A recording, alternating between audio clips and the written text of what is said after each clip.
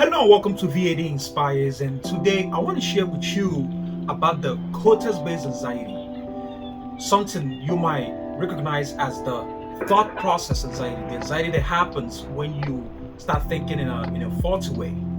And on the previous Strictly Personal series, which is the Strictly Personal series part 19, we concluded the amygdala-based anxiety. Now we're moving on to the cortex-based anxiety. And if you want to get a glimpse of that video, it will be hovering up. The playlist will be hovering up above this video somewhere.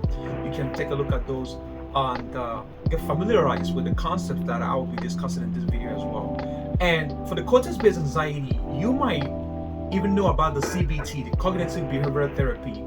And that's one of the most successful, if not the most successful and widely used therapeutic inventions when it comes to the cortex-based anxiety, which is the thought restructuring based anxiety.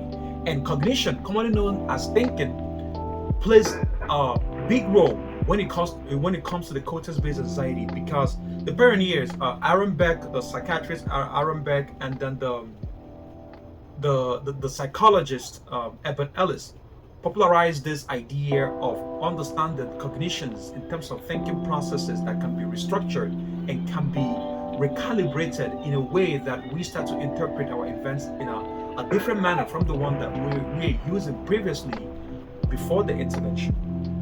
And the interpretations we make about events, it affects the way that we feel about the events. In other words, how we interpret a specific situation affects how we feel about it.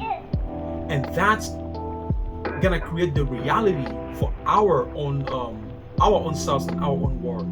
Take for example, whenever I coach a client and the client doesn't change, I tend to take it too personally. I start to think about my own inadequacies. That's the first thought. What I did didn't work because I was incompetent. Guess what happens? I start to feel worthless or feel useless or feel like what I'm doing doesn't matter. And when I have that feeling, I go through the day thinking that I don't have the confidence or what it takes or what is it in me that will help a client that I'm helping. And because I have that attitude, sometimes I can take it to a different section, and then I'm not fully able to focus on helping. I'm focused on the inadequacy that I felt when I couldn't help a previous client. Also, contrast that with when I feel adequate, when someone acknowledges tells me, you're so smart. I share something that I learned from a book, or I share something that I learned from a video, and the concept makes sense so much to them, but they haven't heard it before. They heard it first from me. It's like, wow, what you're sharing makes a lot of sense to me. I'm gonna apply it. They apply it, they get results, they come back to me, they thank me, they say I'm the best in the world, and I start feeling great about myself, right? And I start feeling like the things that were impossible before, the things that made me feel like I wasn't worth anything, and I feel good. But I am being auto-directed, right? I am letting the situations that I find myself in, I'm letting the feedback that I think in my head. Sometimes it's not even the feedback that people tell me, the feedback, me rejecting myself in my head, that I assess myself that way. And whenever we are auto-directed, we fluctuate based on what we perceive from the outside world. And when we depend on the outside world for our validation, we have a better luck on sitting on the sunrise and avoiding from rising than we are to create and build and maintain a healthy mental state. Because the world is going to tell us no more than it will tell us yes. The world is going to doubt us more than it will believe us. The world is going to give us negative outputs than it will give us our positive inputs. So we have to create a strong mental mind through interpretations that are alternative to the ones that we're using that is causing us this mental distress. But I'm not saying it's easy.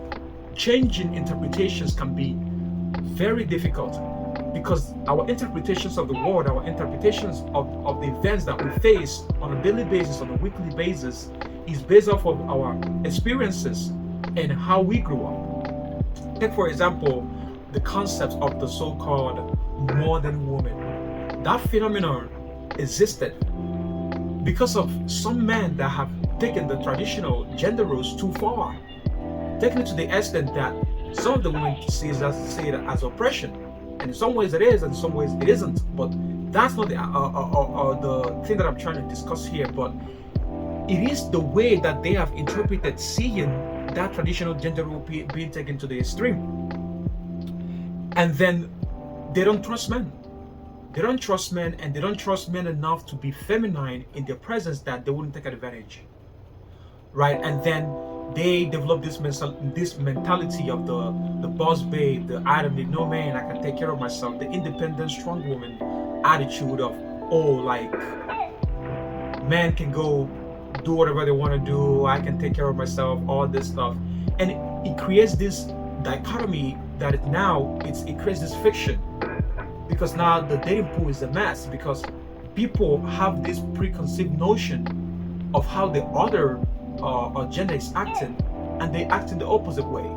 And what happens with this modern woman phenomenon is that they end up becoming the kind of men that they're trying to attract. And then now you're strong and independent, you don't need no man. A man feels inadequate being with you, you think he's being emasculated or emasculating himself, and you're not doing it, and there's all this misinterpretation on both ends that is creating this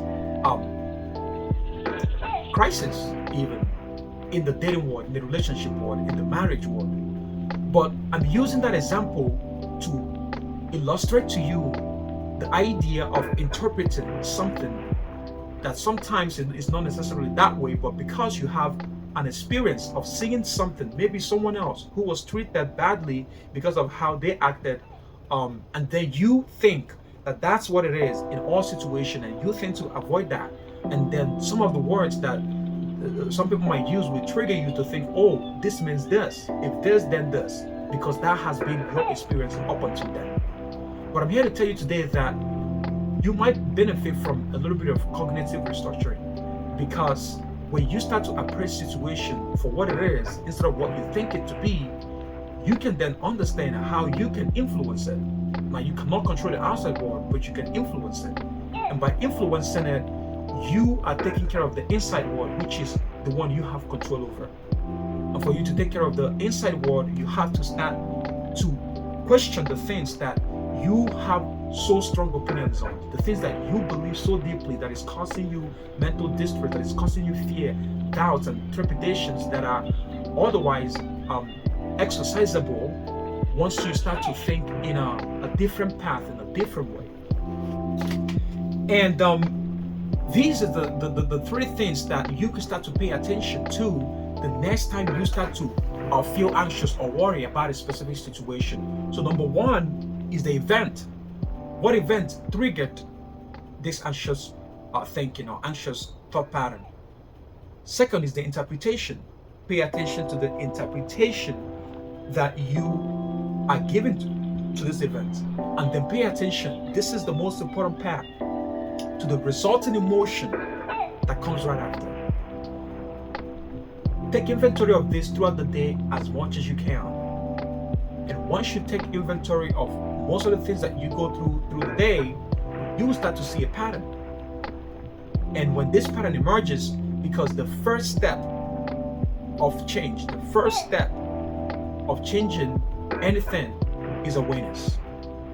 We go through our lives in so much automatic mode. Our brain have learned to do things in so much automatic mode that we don't notice what's working and what's not working. Or even when we notice what's not working, we didn't actually pay attention when we do it. We do it automatically. So this is to bring attention to the event, how we interpret it, and the resulting emotion that came after. And then this will start to exemplify to you how you can see the inner thought processes that is going on and how you're interpreting events and your belief system and your values. Now, on the next video, we are going to discuss some alternative interpretation techniques that would be helpful, that would be effective in helping you to start to dissect your own thoughts, your own thinking process, and many of the things that you have fear and doubt about, and you think you have to protect yourself so much, you have to put on a shield of war so much, and you live with so much trepidation that you're even afraid to live. And this will start to help you to live in a more self-fulfilling, mentally healthy way. And as always, thanks for watching. Be great. Follow for more to stay inspired. And after this video, there will be a playlist, so you can follow through our playlist program, or there is also a short video on my recently uploaded video, so you can learn more about what I do and the things that I can help you with. And as always, stay inspired. I think I said that already, but in case I haven't, because I think that's the most important thing, is to be hopeful and inspirational about these things. And I don't forget to subscribe, like, share, and I will see you in the next video.